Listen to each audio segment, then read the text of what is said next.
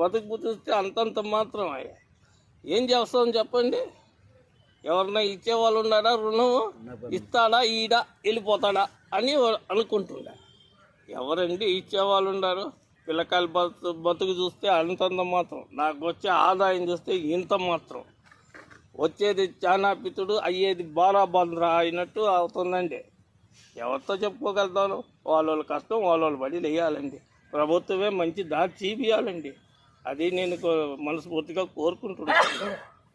చూస్తున్నారు కదండి, ఇక్కడ ఎంతో మంది కూర్చున్నారు అన్నమాట, పెద్ద మనుషులు. సో వాళ్ళు కూడా అందరూ కూడా అదే విధంగా చెప్తున్నారు అన్నమాట. వాళ్ళు ఒక్కొక్కళ్ళు మిడిల్ ఫ్యామిలీ నుంచి వచ్చారు అనమాట, చాలా పూర్ ఫ్యామిలీ నుంచి కూడా వచ్చారు కదా. వాళ్ళ పిల్లల్ని ఈ సంవత్సరం ఎక్కడ జాయిన్ చేయాలో కూడా అయోమయం పరిస్థితిలో ఉన్నమాట. ఎందుకంటే ఫీజులు కట్టలేని పరిస్థితిలో ఉన్నారు, భయంకరంగా అడుగుతున్నారంట ఫీజులు కూడా. సో దీని మీద గవర్నమెంట్ యాక్షన్ తీసుకొని వాళ్ళకి సరైన న్యాయం చేసి తక్కువ ఫీజుకే జాయిన్ చేసేటంటే అందరికీ సరైన విద్య దొరుకుతుంది.